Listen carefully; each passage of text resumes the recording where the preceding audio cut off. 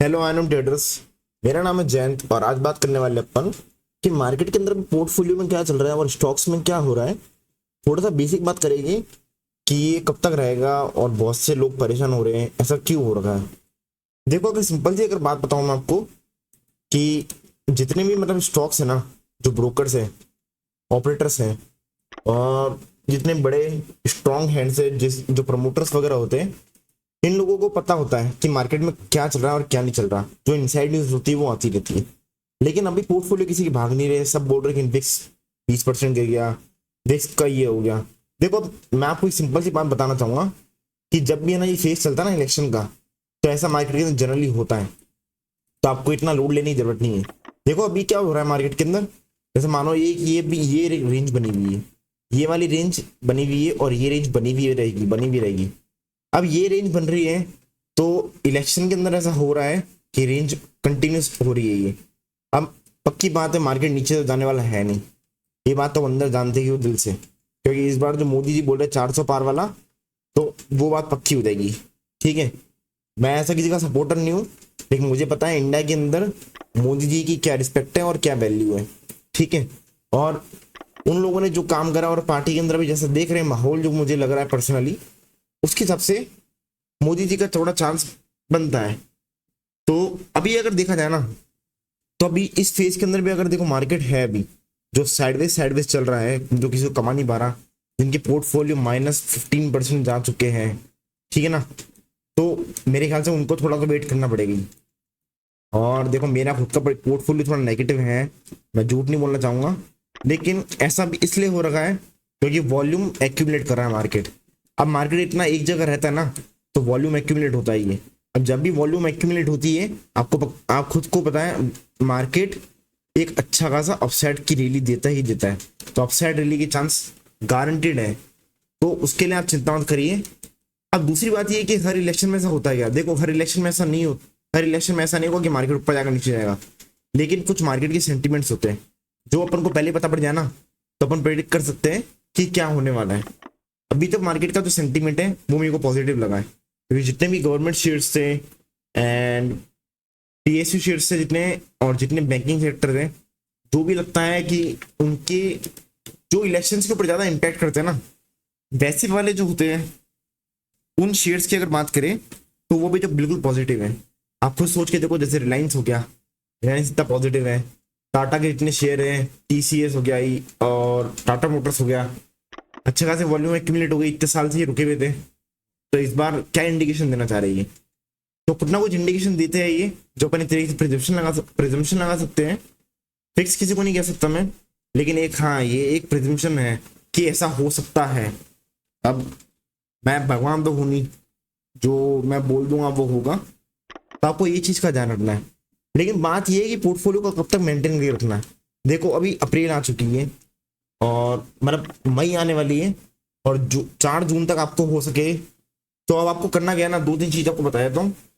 देखो 2 चीज तो ये है, पहली चीज आप ये बात ध्यान रखिए, पैसा सेव करिए थोड़ा बहुत। क्यों? देखो जितना पैसा सेव करोगे ना, मान लो कोई भी शेयर है, जो शेयर आपको लगता है कि आईटीसी हो गया, अब आईटीसी आपको लगता है कि अच्छे खासे लेवल पे जाने वाला है, और गारंटेड आईटीसी अच्छे खासे लेवल पे जाएगा ही जाएगा। तो आईटीसी एक तरीके से गवर्नमेंट शेयर है और इसकी वैल्यू भी अच्छी है, हर जाने को आईटीसी का शेयर पसंद है। तो आईटीसी अगर थोड़ा नीचे आता है मार्केट के अंदर इस टाइम अभी, तो बाय कर लो। मैंने भी बाय करा है, ठीक है, इसके समथिंग बाय करा है मैंने भी, और थोड़े दिन पहले मैंने वीडियो बनाया था। ठीक है, मेरे ख्याल से 425 के अराउंड बाय करा है मैंने, ये तो बहुत नीचे हो गया। तो आपको ये करना है, थोड़ा स्मार्ट वर्क खेलना है, लेकिन ये भी चीज़ करोगे तो हो जाओगे। अब देखा जाए तो एचडीएफसी बैंक 1500 पे आ चुका है, इतना बड़ा गैप दे रखा है मार्केट ने। अब गैप इसको फिल करना ही पड़ेगा कभी ना कभी। इन्फोसिस था, ठीक है, इन्फोसिस, तो इन्फोसिस भी देखो, अगर आपको ध्यान होगा लास्ट टाइम इतना बड़ा गैप दे रखा था, ठीक है, तब मैंने इसको यहाँ बाय करा था, और मैंने इसको अच्छी खासी रैली कंटिन्यू करी इसकी, मैंने कम से कम इसको यहाँ तक होल्ड करा है।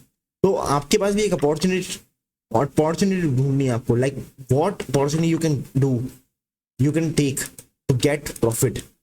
देखो तभी प्रॉफिट बनेगा, वरना आप सोच रहे हो ना कि यार आपको कोई आगे बता दे शेयर्स ये कर दे ऐसा नहीं होने वाला कभी भी। तो आप उस हिसाब से अगर बैठे भी हो ना मार्केट में, तो मार्केट आप लोगों के लिए नहीं है। लेकिन जो अब लोग जो बोलेंगे कि यार भाई मैं तो स्टॉक्स में करता हूँ नहीं, मेरे को तो बहुत सेफ काम बता दो क्या है। देखो सिंपल सी बात है, अभी रेपो रेट बढ़ नहीं रहा था, ठीक है, और इतनी मीटिंग हुई रेपो रेट बढ़ा नहीं। क्यों नहीं बढ़ा?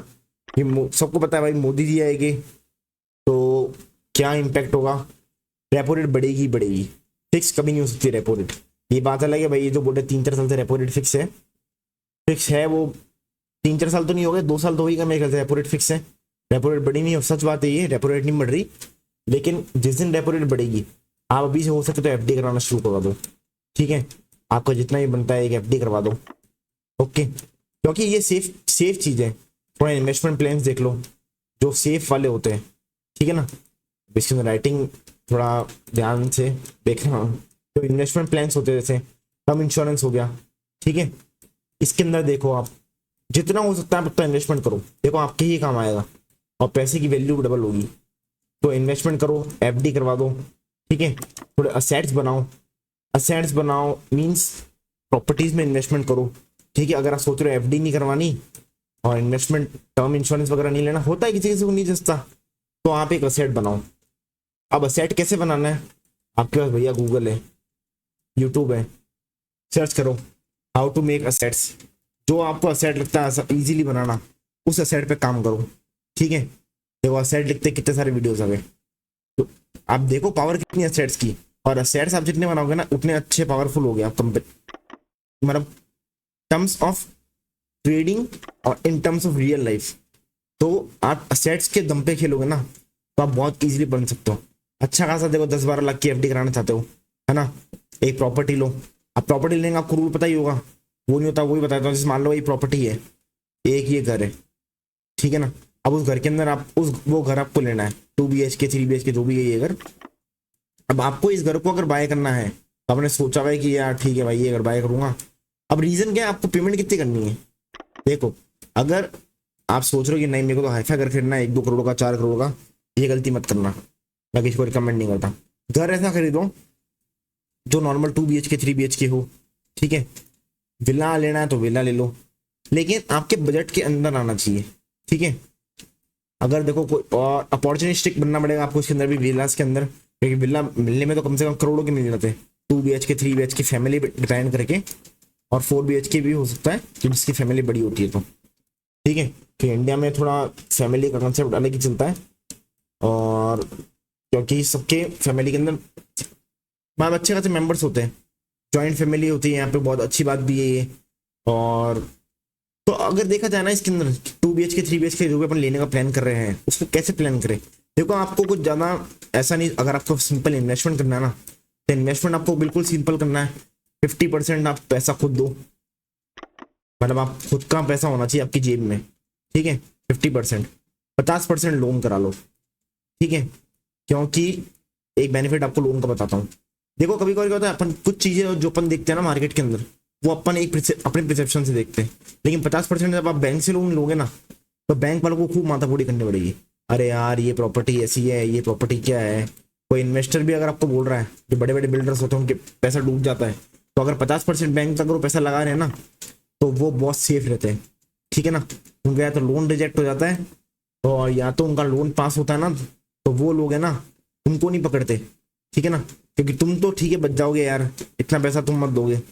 और 50% जब बैंक वाला गया ना तो बैंक वालों की तो हालत खराब हो जाती है। तो इसलिए आपको थोड़ा बहुत है ना दिमाग लगाना पड़ेगा, तब जाके आप है ना एक असेट पर प्रॉपर बना पाओगे। फिर भी अगर आप सोच रहे हो ना कि कम से कम आपको छोटे मोटे इन्वेस्टमेंट करने हैं, देखो 10-12 लाख की प्रॉपर्टी अगर कोई मिल रही हो, वैसे मिलना मुश्किल है, लेकिन अगर मिल रही हो हाथों हाथ आग बंद करके ले लो, ठीक है। क्योंकि देखो आज के ज़माने में 25 लाख के नीचे नीचे घर आता है नहीं।